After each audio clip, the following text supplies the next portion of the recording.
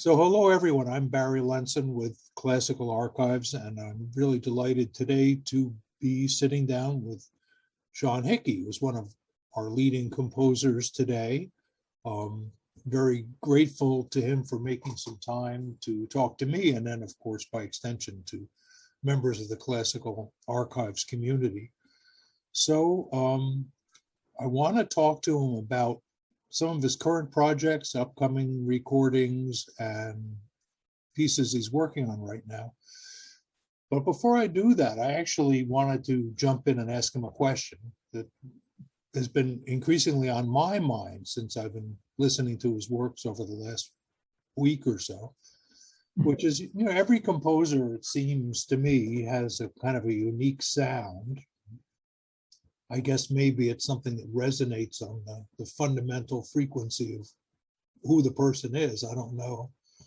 But it seemed to me as I was listening that a lot of what that voice seemed to be in your work is because of a predominantly solo voice. It seems as though your chamber work, there's one instrument or that has a voice that conveys kind of, it's the kind of the place where the listener hangs his or her heart, So I was wondering, is that somehow accurate observation, or does that have anything to do with your background as a guitarist starting out, or just anything you want to say about this? Yeah, well, thanks for the question, Barry, and good to be here. Yeah, I mean, I can't say that I've ever really thought of my work along those lines, but, I would say that I think it's probably a pretty astute observation in that, my background, at least in my adolescence and when I started with music was indeed with the guitar, and a background in pop and rock and progressive music and punk rock and a lot of things. And even in college and even before college, I was in a band in Detroit, and it was regionally fairly successful, and played a lot of shows, had a lot of opportunity, made a record. So maybe perhaps, just my background and kind of, before my first attempts at composition, or more than attempts, or finished songs. I mean, that's how I started. And it wasn't until later, when in college, I really tried my hand at pieces for solo instruments, combinations of instruments, larger forms, and things like that. So yeah, that may be part of the process. No, that's really interesting. I wanted to ask you too, what kind of path led you from the kind of rock beginnings of your work to, is it correct to say that you have ended up in the classical arena, or is that a misnomer somehow? No, I don't think it's a misnomer at all. I think you should say what it is. I'm primarily a composer of concert music, music intended for the concert hall or stage. And since I don't perform my own work, I wouldn't call myself a performing artist, though I was once upon a time as a guitarist and singer and songwriter in a band. How I went from one to the other was, I guess it was somewhat interesting, well, at least for me, just thinking about it retrospectively. Like I said, I grew up playing the guitar from age 12. I was writing songs almost immediately in my first, decade as a musician. I probably wrote, several dozen songs, some of which were recorded and things like that. But as my band faced some share of, ups and downs, a lot of successes, but certainly some hardships. And, it was obvious that we weren't going to, there were some personality conflicts, and, kind of generally you put 5 20-year-old young men together, and, mishaps ensue. And that was certainly the case with us. And then the fact that, as I, throughout high school and throughout college, I was just listening to a tremendous amount of music then as now. And a lot of those were and are some of those musicians that kind of skirted the boundaries of genre. Frank Zappa always comes to mind as someone who just had, a foot in several different camps and proficiency in so many different areas, and a lot of progressive music like, King Crimson, Pink Floyd to a lesser degree, and stuff like that. But when I went to college and started as an undergrad, I studied jazz guitar because I was an electric guitarist, and I really started my first day of school not being able to read music, and you have to learn pretty fast how to do that. And once you do, the idea of putting something on paper that you could hand to somebody else and say, hey, would you try to play this on your instrument or whatever, was very fascinating to me. And I was doing that almost right away in school too. And then I kind of, over, about a 3-year period, I got a little disillusioned with jazz guitar and just the sort of maybe competitive nature of performances and who's better and that. And, I just never viewed music music performance as a sort of continuum of who's better and who's less good and all that. And I didn't really want to be a part of it. And during that time, my band would break up. And I really got interested in, writing for other people and trying to convey my ideas to other people. And that was something that I could do and can do entirely by myself, which, is kind of a nice thing sometimes. I should say, yeah, how many people are fortunate enough to find something that enables them, empowers them to communicate in that kind of way? Yeah. Not everyone, that's for sure. Not everyone. No, I don't think so. You're right. Yeah. Let me just ask, I wasn't intending to ask about this, but your daughter is a guitarist and you're a guitarist. So any observations on, speaking of resonance between one person and other people, have you come to guitar through different kinds of paths, or are there? Yeah, very much so. I mean, my experience started when I was 12 and growing up in suburban Detroit. And one summer when school was out, whatever year, I guess I was between maybe 7th and 8th grade, or 6th and 7th grade. I can't remember now. 6th and 7th, I think. My parents said, you're not going to sit around all summer and mope around or do whatever you're going to do. Like, you got to find a hobby. And I kind of narrowed it down between, maybe playing guitar and maybe learning karate, because a friend of mine was doing that.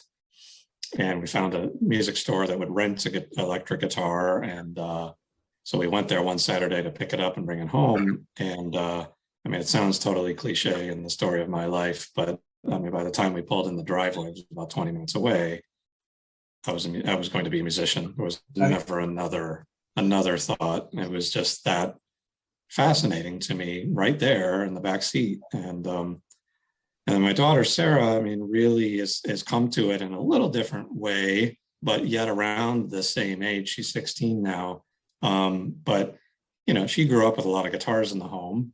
I even had a guitar on a stand in her room next to next to her bed and stuff for a couple of years there. She never showed all that much interest in it. I'd take it out and play and she would like it, but never all that too much interest. But then started on clarinet, came here to Interlochen Arts, not the academy, but the camp 2 summers ago for clarinet. Did very, very well, really enjoyed it, played in the Wind Symphony. And then just really almost immediately after that, just dove into the world of the guitar, and we got her electric guitar, and she since added a couple more to the arsenal, multi-string, fan fret things that I find hard to play, but she really enjoys it. But I would say that where we do kind of have some commonality is that some people come to classical music because they whatever, grew up on it or listened to the radio, or maybe their mom and dad played it at home and you grew up hearing the Four Seasons or the Brandenburg concertos or something like that. And that was not me and my family at all. The first pieces of classical music that really resonate with me were groundbreaking 20th century works from Stravinsky, like the Right and Stockhausen and Cage. And then I kind of started there and then expanded, you know, outward and backwards and into the repertoire, and that much of her kind of earlier experiences with music are some of the really esoteric things of the progressive rock world, like King Crimson and Yes, and a bunch of bands that you've never heard of, death metal and technical Norwegian stuff and all this stuff. And she's now expanding into the world of, you know, pop rock or, you know, other things, discovering Led Zeppelin, the Beatles. So, and Frank Zappa. Yeah. And Frank Zappa. Yeah, I'm a big Zappa fan. Yeah. Okay.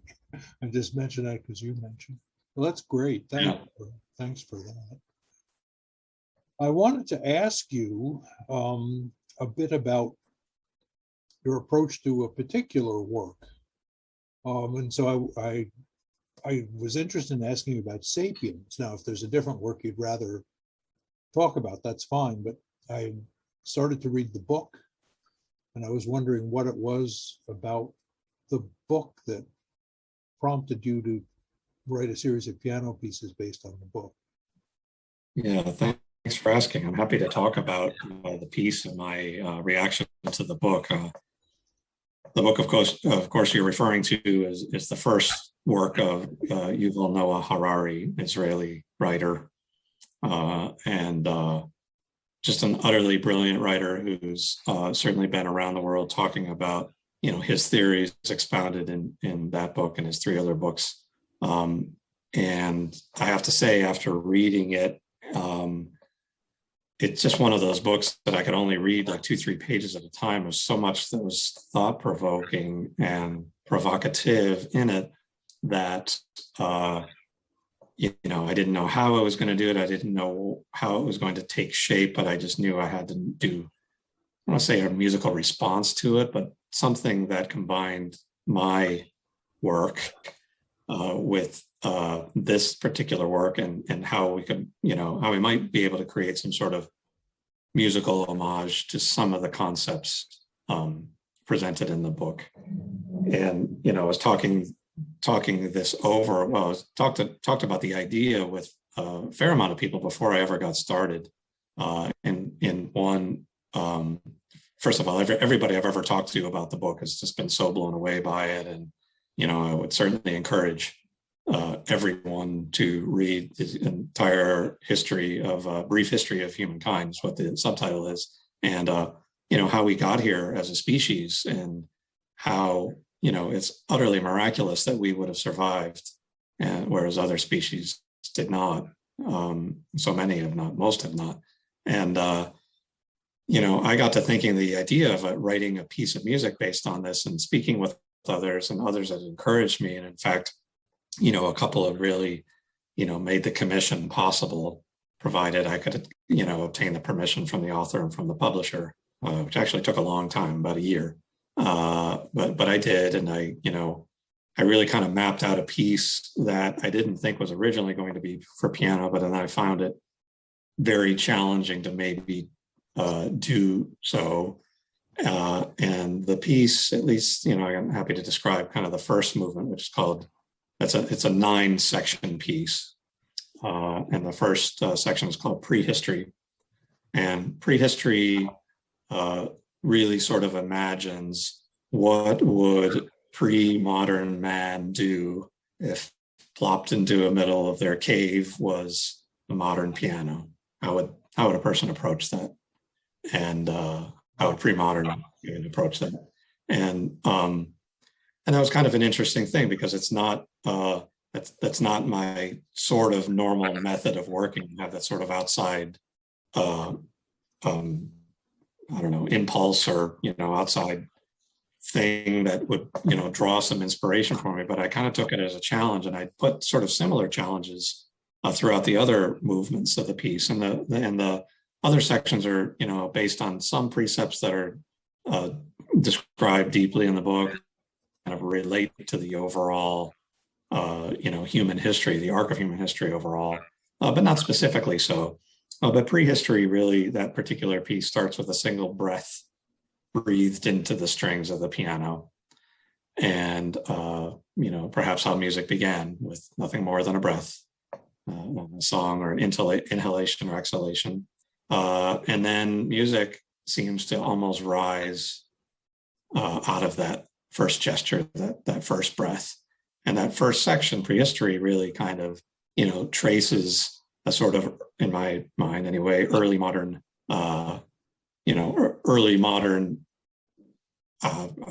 history of what I might imagine, early man, early woman to look like or sound like. And, I hope that it's ultimately successful. I think listeners will judge, I hope.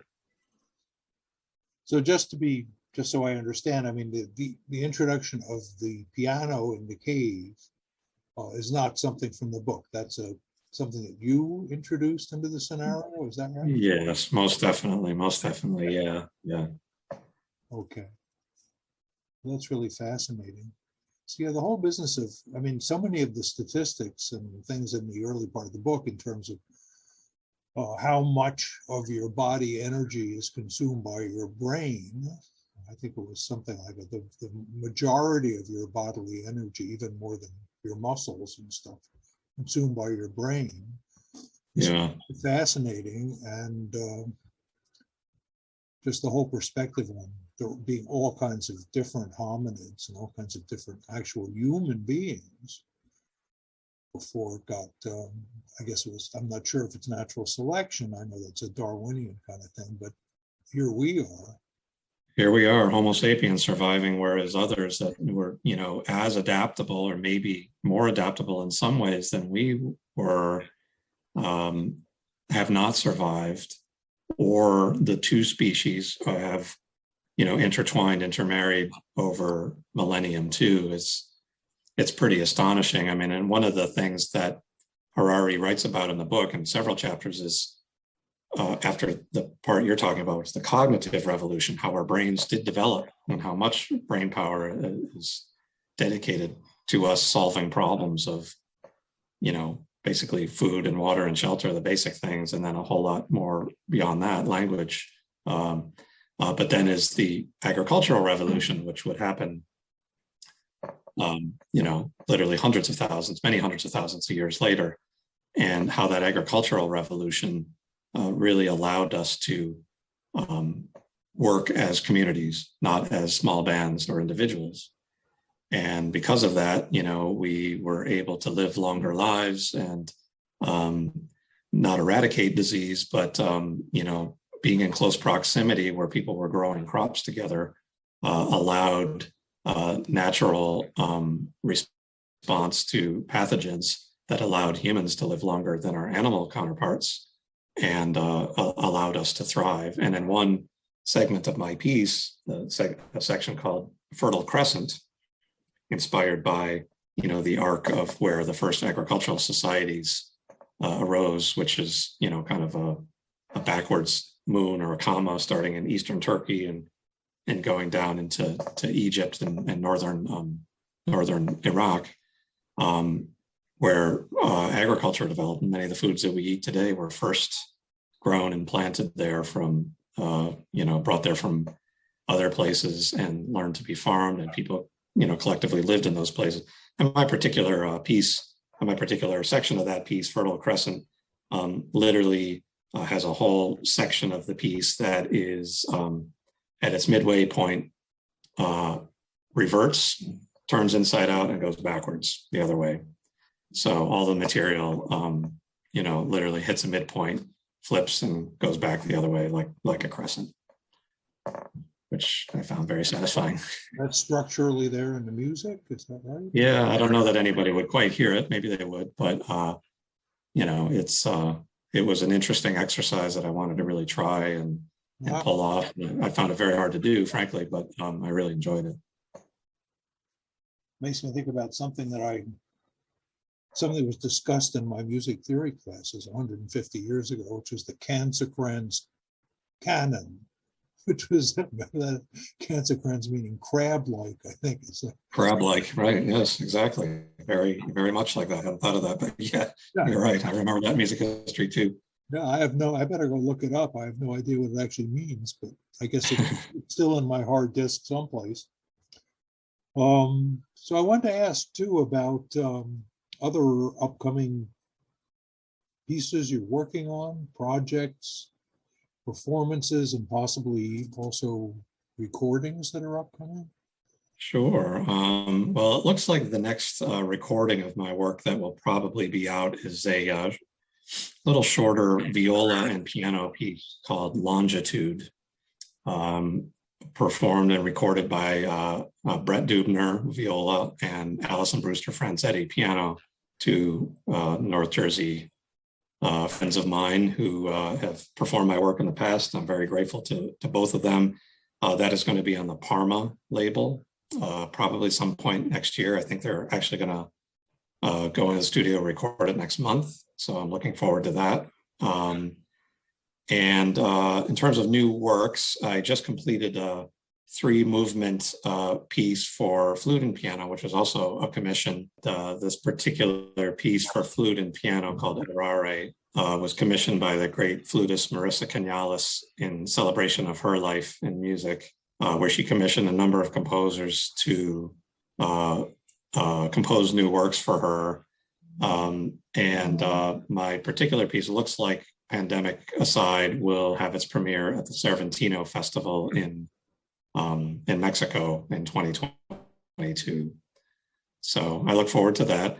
I'm also working on a guitar piece right now called Arroyo Seco and or Dry Creek.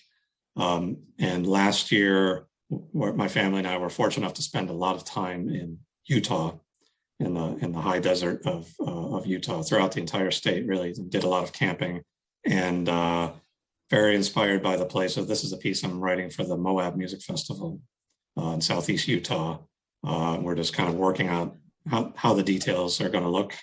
So I've got that underway. I've got an organ piece that we're kind of cobbling together a commission. I'm looking for opportunities here at Interlochen to maybe write something for the students, either choir or orchestra. So lots of things to look forward to, I think. That's just terrific. Yeah, thank you. Yeah. So let me ask, and one final question that I had, and then of course I would invite you to talk about anything you want after that. But you mentioned the pandemic. Do you have any observations that you would care to share about how things have changed in the world of music thanks to COVID, or how we're coming back, or how things might change? Well, I mean, I don't know that I'd have any observation that would be particularly groundbreaking, but I certainly know from working in my job with so many musicians, wherever they may be in the world, and so many companies wherever they may be, and so many individuals that support music wherever they may be. I mean, there's almost nothing that will really resemble what we had at the front end. It's just not. And I think it would be foolish to think that, if one day the planet got a clean bill of health when it comes to pathogens or whatever, that we'd all just, get in our cars or trains or whatever and just go back to the same offices and work the same amount of time, the same amount of hours for the same money or whatever, that we do that. I just think is pure fantasy. There will be some element of that, surely, but I think a lot of people and a lot of companies and that will certainly learn to, and will have to be, as my company Noxos has, give a lot more grace to a lot more people, but really try to inspire collaboration, because collaboration is so important for performing musicians who I think have had it, harder than just about anyone. We composers, in some ways kind of look forward to it, though my performances dried up in the last 2 years, the free time and space that I had to compose because I wasn't traveling nearly as much was really a blessing. I could finish a big piece like Sapiens, which, for me took about 2 years. So that was a real blessing. But so many musicians, especially performing musicians, have had to adapt to the live stream model to try to find and work through the sort of technical limitations of performing concerts maybe at home, a lot of wonderful artists like the pianist Igor Levit from his home in Berlin, I believe it is. Done a whole series of fantastic concerts from home. I've got loads and loads of friends in New York and elsewhere have done great house concerts or, mobile things. I've done panels and seminars and webinars and things via Zoom and Teams and all of that, which have been beneficial. But there's no real substitute for live music making. And here at Interlochen, I have to say, in the last month, I've been to more concerts than I've been at any point in my life. Every one of them live, 5 or 6 a week, in big concert halls, small venues, outdoors, indoors. It's been tremendous. But I think, musicians have to find more ways to become adaptable to whatever the circumstances may bring. And what exactly that is, I can't really say. Certainly live stream is a big part of it. A performing musician whose sort of bread and butter was fees collected from concert presenters when performing live, from whatever that income was, directly to zero. And that's a particular hardship. So, a lot of musicians I found really started paying a little more attention to the royalties and the revenue derived from streaming services if they do have recordings, ensuring, a little more level and fair playing field between content creators, I hate to use that word, but songwriters and composers, publishers, versus the platforms, and how there's a better and more fair remuneration for musicians out there. And I think that's generally a good thing. I mean, there's been a lot of vocal artists in those areas, mostly notable celebrities, but I think a lot of people, when pressed with losing income from performances during the pandemic, looked to the services to try to navigate, all right, how are we going to take on how these services deliver value? How important is it for my recordings to be out into the world and accessed by anyone?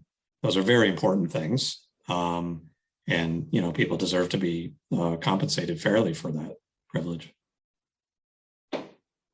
Thanks for that answer. That's great. So are there things that we have left unexplored? I mean, obviously there are lots of things we left unexplored, but is there anything else you would like to talk about in regard to your work? Or yeah, I mean, I'm happy to talk about some things. I would point out a particular piece that was released during the pandemic on a label out of Switzerland called Prospero Classics, with a wonderful trio, a group in Basel, Switzerland, called Trio Eclipse, in the instrumentation of clarinet, cello, and piano. That group, I guess it's 2.5 years ago, commissioned a piece from me for their instrumentation, which just a few months before the pandemic shut us down, I traveled to Switzerland to rehearse with them in Basel, and then I did a bit of teaching in Austria, so I went there the following week. But the particular piece is called Tiergarten, and it's named after the park of Berlin, the sort of central park of Berlin, where I've been very fortunate to spend a bit of time each of the last 10 or 12 years exploring, often taking my morning run through the park, which is a very magical place, just like Central Park is, and Prospect Park and that. But, that particular city is unbelievably filled with ghosts and the heavy weight of history. And it's, for a student of history, or maybe even those who aren't, there's a lot.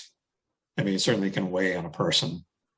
And Tiergarten really, my particular work, which I think is a, kind of moody, angular, and yet kind of fun, with a lot of quotations from even some, pop and progressive artists. There's a quote from the band King Crimson in there. There is a quote from David Bowie's album Low, which was recorded just steps away long before the city was united, when the city was still divided. And there's a lot of quotations of various things related to the city of Berlin, and which I find very satisfying. And the group Trio Eclipse, which commissioned it, made a tremendous recording on Prospero Classical. So I just encourage your viewers and listeners to check it out. I think they did a tremendous job, and there's a whole slew of wonderful music on there in addition to mine. So definitely check it out. Oh, thanks. I have to ask, I mean, the literal meaning of Tiergarten is zoo, right? An animal garden. But is that the name of that particular park? It doesn't denote a zoo specifically, does it? Well, like Central Park, there is a zoo attached to it. I mean, the Berlin Zoo, the Berlin Tiergarten is there on the southwest part of the park. As to the name, the whole entire thing couldn't have been a zoo. It would have been an enormous zoo. So I guess I should probably look up how it got that particular name, but there is a zoo attached to it. Yes. It's interesting. Linguistic issues are always interesting. Yeah, I find them very interesting too. And in fact, like linguistic things have always kind of concerned me is the right word, but interested me, at least as regards my music and my work as a writer too, because, I had a bit of a career as a writer doing record and concert reviews and travel and adventure things for a long time, and really? Word origins and things like that have always been a great interest to me. And a lot of my work as a musician, as a composer, certainly inspired by words and language, but also by geography, geology, topography, and maybe most importantly, especially lately, social justice. So another work I would certainly mention and point people to is a tremendous opportunity and privilege for me to write a piece for the great recorder soloist Mikola Petri, and a recording that was released on a great Danish label called Our Recordings, OUR, and who's celebrating their 15th anniversary this year in 2021. So I'm very grateful to Lars Hannibal and Mikola Petri for bringing this commission about. Mikola and I worked together with first of all, I had to learn a whole lot about an instrument that I knew very little about. And then had the great privilege of meeting each of the head of the Royal Danish Conservatory in Copenhagen and the heads of each of the different departments, strings, winds, brass, percussion, etc. And I was basically told that I could build an orchestra in any size or shape that I wanted, which is a great thing for a composer to be told. I don't know that I'll be told it again, but I took advantage of it. And I did decide to write a piece, a concerto for a recorder and an orchestra free of strings. No, there's no strings in the piece other than a harp. And then the Royal Danish Conservatory happens to have arguably the largest percussion battery in the world, or certainly one of them. We're talking thousands of instruments, and the head of percussion there, Gerd Mortensen, gave me a tour of the entire collection. Over hours, I took photos and made notations and played and made ranges and things like that. And, basically assembled a very large group of percussion for my particular concerto. So it's for winds, brass, harp, and a large complement of percussion. That was recorded on Our Recordings. The piece is called A Pacifying Weapon. It was later first released on LP, their first LP on the label, and then released on CD 2 years later. Of course, it's available on Classical Archives and wherever you listen to music.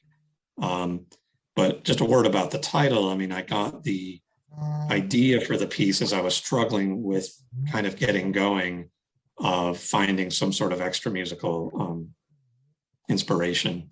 And I landed on a pair of words uttered by a 80s folk group called the Indigo Girls, who mentioned that phrase, a pacifying weapon, in one of their early songs. And I got to think of the recorder as an instrument which is truly among the oldest in the world. Predates almost everything we know by probably thousands of years, not hundreds. And it's a very primitive, basic instrument with no moving parts. The only parts are the fingers of the player and a column of air. I got to thinking of the recorder as kind of a voyeur throughout human history. Mm-hmm. And I landed upon the idea of, if this instrument as a voyeur in human history, witnessing wars and births and deaths and nation building and exploration and disease and slavery and famine, instead of being a weapon of destruction, what if it was a weapon of peace, a pacifying weapon that could deliver the opposite of violence and death? And I landed upon those words. And then I have to say that it seems cliche or simple, but once I had that sort of concept in place, and again, this piece has some quotation from other music throughout the world deeply buried in there. It was just a matter of time before the whole piece could kind of come to light. So the pacifying weapon is kind of the little bit of the backstory on that particular work. That's terrific. I would like to ask you also for some recommendations of videos that are people could watch, just to other. I know that there's a good amount of stuff on YouTube and here or there. Are there any that you particularly recommend, or should people just wade in and listen to everything like I did? Well, I would, certainly encourage everybody to follow me on whatever service they happen to use in terms of streaming, or to support these fine musicians by buying recordings in physical form, if that's what you like to do. In terms of video, I mean, I certainly have a reasonable handful of things on YouTube that you could sample. The particular work I'm talking about, A Pacifying Weapon, does have a trailer, which I think was very nicely done when we played the premiere and then later recorded it. And then you could actually watch the entire premiere concert, which took place in Copenhagen in 2017, on YouTube. There's 3 different movements, 1, 2, 3, and if you search Sean Hickey, A Pacifying Weapon, they'll pop up, as well as the trailer. So you could witness the entire concert. It's well done, and Nicola and John Terrell, the conductor, and the orchestra did a wonderful job at the premiere. So yeah, I would certainly direct people to those videos. Terrific. May I ask too? I don't want to omit anyone from your family story. We've talked about you, and we've talked about your daughter. Are there other members of your nuclear family who are also in the arts or music? Yeah, most certainly. That would be my wife. She might disagree with me in that, because she's transitioned away from some of her past life as an artist, but she was a very, very talented dancer, modern dancer, who had quite a successful career dancing with a bunch of companies and choreographers. Was part of a company in Minneapolis for 5 years, danced with a lot of well-known people in New York when moving back to New York in the mid-90s. But around 30, like a lot of dancers, the opportunities lessen, the body doesn't always do what you want it to do. And she really transitioned into theater, where she studied and got some roles in a theater group that she was part of co-founding, called the Rising Circle Theater Collective. Also did some stuff for film and television, soap operas and things like that. But since then, she's really thrown herself in with a great passion to early childhood education. She's got her master's in early childhood from Brooklyn College a couple of years ago. She, for 5 years, was an assistant director of a Montessori school in Brooklyn, North Brooklyn. And she's further pursuing certification for some other things coming up here too. So she's transitioned more out of the arts, but very much dedicated to helping children and kids with special needs, especially. That's wonderful. Yeah. It's funny, I stumbled a bit when I was asking that question, because ever since George W. Bush, I can never say nuclear. Nuclear. I always have to think how am I going to say is nuclear? Wouldn't he say nuclear family or something? You messed it up for all of us, didn't we? Yeah. Right. I'm afraid he did. So, shall we talk about anything else, or should we look at this after a while and see if we want to add to it? I'm happy to stop here if you'd like. If there's anything else you'd like to ask, I'm happy to answer it. I got a few moments, so yeah, ask away if there's anything else. Yeah, I don't know. How long are you going to be in Interlaken before you come back to ancestral Brooklyn? We don't really know yet. I mean, we'll certainly be here the next couple of months. I'm speaking to you in November. So we'll be here up until the holidays when we'll come home, but probably beyond that, at least 2 or 3 months, and maybe even into the late spring, early summer, maybe the entire school year. But we're trying to figure that out. We're going to see what winter in northern Michigan looks like. I'm utterly and entirely unprepared. Right. But it's just such a blessing to be here and a privilege. I mean, I've met so many fascinating people, and, you know, it sometimes feels like we're in the middle of a forest in the middle of nowhere, but on this campus, I'm surrounded by some of the most brilliant musicians and teachers and artists anywhere in the world. And the work that the kids are doing, it's simply astonishing. Like nothing could have prepared me for the sort of general level of artistry that you see in the art museums down the street, in the, you know, in all kind of things that we are, you know, seeing every day, you know, and experiencing every day in music. It's just amazing, just amazing. So we're gonna make the most of it. And, you know, I get to see, like I said, I get to see more concerts and talk to more musicians than in person, that is, than I have at any point in the last couple of years. So we're really enjoying it. That's tremendous. There's nothing like a nice, vibrant, artistic community to be stimulating and exciting and everything. That's great. It really is. Yeah, I had a friend who you may know, a tremendous sax player, Tim McAllister, and Tim is an utterly brilliant sax player. He's commissioned dozens and dozens of works. Probably one of the best known works is a John Adams piece called City Noir, which you know, Tim played the premiere of and many performances of. But he's on the faculty at University of Michigan, which is about 3.5 hours south of here. And I noticed from the schedule he was coming to town. I just shot him a note a few days ahead of time and said, "Hey, come see me at the concert. We'll go out after." So I went to the concert, and then went out to dinner afterward. And, you know, it's just a wonderful thing. And I hope to be able to work with him in some way too in the future. So yeah, it's you know, really, really great and serendipitous to try to, you know, have these cultivate the relationships, which, you know, I certainly recommend to all my fellow composers is, you know, when you have these relationships, the opportunities kind of end up making themselves a little more.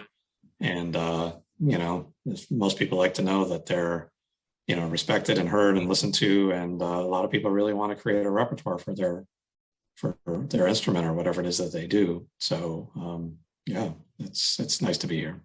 That's great. Good. So why don't we wind it up here? And, okay. Well, I will. We'll be getting you a copy of this to look at, obviously, before it goes live.